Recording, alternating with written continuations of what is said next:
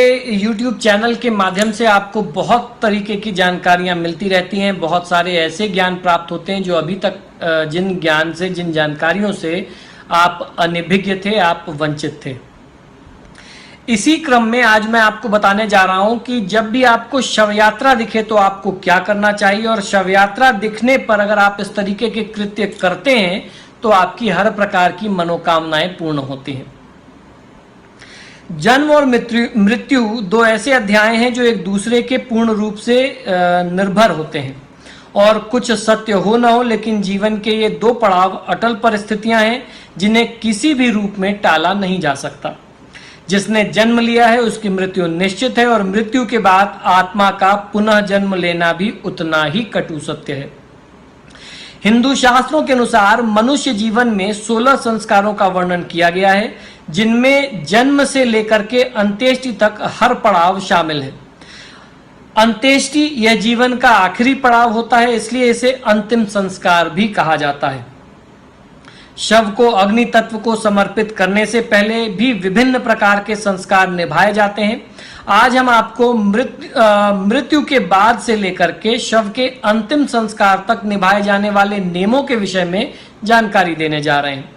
आमतौर पर आपने देखा होगा कि शव को किसी गाड़ी में लेकर के जाया जाता है, या फिर सगे संबंधियों द्वारा अर्थी पर या फिर लकड़ी की कुर्सी पर शमशान घाट तक पहुंचाया जाता है। हिंदू धर्म से जुड़े हुए सूत्रों, स्मृतियों एवं विभिन्न ग्रंथों में भी इससे जुड़े हुए बहुत सारे नियमों का उल्लेख किया गया है। रामायण के अनुसार जब राजा दशरथ की मृत्यु हुई थी, तब उनके शव के आगे पुरोहित वैदिक अग्नि को लेकर के चल रहे थे। दशरथ जी का शव एक पालकी में रख करके लेकर के जाया जा रहा था, जिसे उनके महल के नौकर उठा करके चल रहे थे। राजा दशरथ की अर्थी के आगे निर्धनों के लिए धन और वस्त्र फेंके जा रहे थे। वैसे तो आजकल भी इस नियम का पालन किया जाता है। जो भी व्यक्ति भरा पूरा परिवार छोड़ करके जाता है, नाती पोतों से समृद्ध परिवार छोड़ करके जाता है, उनके शव के ऊपर से लोग मखाने, छुहारे यानी मेवे, कुछ पैसे वो सारे लुटाते चलते हैं।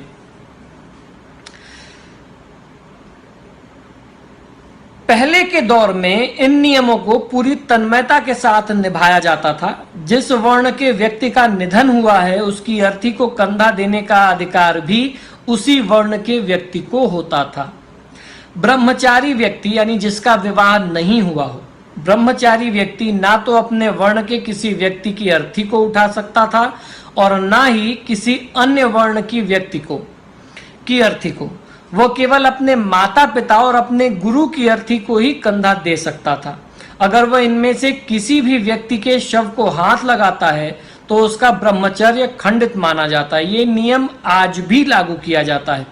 मनुस्मृति के अनुसार जो व्यक्ति अपने ही वर्ण के व्यक्ति का शव उठाता है, उसके अंतिम संस्कार में शामिल होता है, उसे वस्त्र सहित स्नान करना चाहिए, नीम की पत्तियों को दांतों से चबाना चाहिए, काली मिर्च को दांतों से चबाना चाहिए, आचमन करना चाहिए, और इसके बाद उसे गोबर, जल, अग्नि आदि का स्पर्श करने के बाद ही घर में स्नान करके शुद्ध माना जाना चाहिए। पुराणों के अनुसार जो व्यक्ति ब्राह्मण की अर्थी उठाता है, उसे अपने हर कदम पर एक यज्ञ के बराबर पुण्य प्राप्त होता है। मात्र पानी में डुबकी लगाने से ही उसका शरीर पवित्र माना जाता है। वहीं इस बात का उल्लेख भी कहीं कहीं मिलता है कि यदि कोई ब्राह्मण किसी मृत व्यक्ति के शव को उठाता है तो वो 1 माह तक अपवित्र माना जाता है। लेकिन अगर कोई शूद्र वर्ण का व्यक्ति किसी ब्राह्मण के शव को उठाता है तो वो 10 दिन तक सूतक के साए में रहता है। हिंदू शास्त्रों के अनुसार अगर ब्राह्मण वर्ण का कोई व्यक्ति किसी अन्य ब्राह्मण के शव को अपने स्वार्थ हित के लिए या फिर पैसों के लिए उठाता है तो 10 दिनों तक वह अशुद्ध रहता है। मनुस्मृति के अनुसार किसी भी वर्ण के व्यक्ति के शव को ले जाते समय इस बात का ध्यान अवश्य रखना चाहिए कि मार्ग में गांव अवश्य पड़े, यानी किसी गांव से होकर के आप गुजरें। वहीं गरुड़ पुराण के अनुसार उच्च वर्ण के किसी भी व्यक्ति के अंतिम संस्कार के दौरान अगर शूद्र व्यक्ति लकड़ी या फिर अन्य सामग्री को हाथ लगाता है तो उस मृत व्यक्ति की आत्मा प्रेत योनि में हमेशा के लिए भटकती रहती है।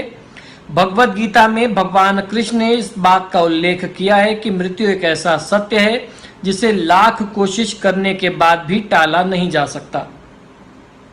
शरीर हमेशा बदलता रहता है, बस आत्मा ही अमर रह जाती है। वह समय समय पर, या यूं कह लीजिए कि एक पूर्व निश्चित अवधि के बाद नया शरीर अवश्य धारण करती है। मृत्यु के पश्चात शव यात्रा निकाले जाने जैसे बात हमने आपको पहले ही बता दी। साथ ही साथ ये भी आपको बताया कि हिंदू धर्म ग्रंथों में अंतिम यात्रा से जुड़े विभिन्न नियम क्या हैं। आपने देखा होगा कि जब भी कोई शव यात्रा निकलती है तो मार्ग में आने वाले व्यक्ति उसे प्रणाम करते हैं और शिव शिव का उच्चारण करते हैं या फिर राम नाम सत्य है का उच्चारण करते हैं। इसके पीछे शास्त्रोक्त मान्यता यह है कि जिस मृत आत्मा ने अभी अभी शरीर छोड़ा है वह अपने साथ उस प्रणाम करने वाले व्यक्ति के सभी कष्टों, दुखों और अशुभ लक्षणों को अपने साथ ले जाए तथा उस व्यक्ति को शिव यानी मुक्ति को प्रदान करें। ये नियम ऐसे हैं जिन्हें अपनाने से व्यक्ति को लाभ की प्राप्ति तो होती ही है और भटक रही आत्मा को भी शांति प्राप्त हो जाती है। ये सब जानने के बाद हम आपको एक और नियम से भी अवगत कराना चाहते हैं। आपने देखा होगा कि जब भी कोई शव यात्रा निकलती है तो मार्ग में लोग थोड़ी देर खड़े रह जाते हैं और ईश्वर से प्रार्थना करते हैं। यह हिंदू धर्म का एक प्रमुख नियम है जिसके अनुसार शव यात्रा को देखने के बाद हमें मृत आत्मा की शांति के लिए प्रार्थना अवश्य करनी चाहिए। इसीलिए आपने अक्सर देखा होगा लोग उनको देखते ही प्रणाम कर लेते हैं। ठीक है, तो धार्मिक दृष्टिकोण के अलावा ज्योतिष की भाषा में भी शव यात्रा को देखना बहुत महत्वपूर्ण बताया गया है। ऐसा कहा जाता है कि अगर कोई व्यक्ति शव यात्रा को देखता है तो उसके रुके हुए काम पूरे होने की संभावना बन जाती है, उसके जीवन से दुख भी दूर होते हैं और उसकी मनोकामना पूर्ण होती है। एक बहुत ज्यादा प्रचलित मान्यता इसमें यह है कि अगर आप किसी बहुत जरूरी काम के लिए, किसी बहुत बड़े काम के लिए निकल रहे हो और अचानक से आपको कोई शव यात्रा दिख जाए, कोई डेड बॉडी दिख जाए और उसको अंतिम संस्कार के लिए ले जा रहा हो तो तुरंत प्रणाम करना चाहिए। और लक्षण शास्त्र में इसका लक्षण ये बताया गया है कि आपको कोई बहुत बड़ी सफलता मिलने वाली है। तो बस अब आप ये समझिए कि जब भी आपको शव यात्रा दिखे आप ईश्वर को प्रणाम करिए और मृत आत्मा के मोक्ष के लिए, उसकी शांति के लिए प्रार्थना करिए। ईश्वर आपको अपने काम में सफलता जरूर देंगे। देखिए, मृत्यु जो है वो शाश्वत सत्य है, उसको कोई नहीं टाल सकता। तो इन चीजों में भी खुद को पॉजिटिव रखना, उस परिवार के प्रति संवेदना व्यक्त करना ही मानवता है और यही हमारा संस्कार, हमारा धर्म में सिखाता है। तो जो गया है उसके मोक्ष की कामना करें, उसके परिवार के लिए साहस मिले, उनको इस कठिन स्थिति में भगवान धैर्य दें, ऐसी प्रार्थना और ऐसा भाव हमको रखना चाहिए। तो मित्रों, आशा करता हूं कि ये सब सारी जानकारियां आपको नई भी लगती होंगी, आपको अच्छी भी लगती होंगी और आपके लिए ज्ञानवर्धक भी होंगी। इससे आपको फायदा भी मिलेगा। आप सभी से आग्रह करता हूं कि आप जब भी मेरे वीडियोस देखें तो इन्हें लाइक और शेयर करना न भूलें। और आपने अगर अभी तक मेरा चैनल सब्सक्राइब नहीं किया है तो प्लीज इसे सब्सक्राइब करिए। इसी शुभकामना के साथ कि आपका जीवन सुखमय बना रहे, मुझे आज्ञा दीजिए और देखते रहिए मेरा यूट्यूब चैनल वैभव फन। नमस्कार।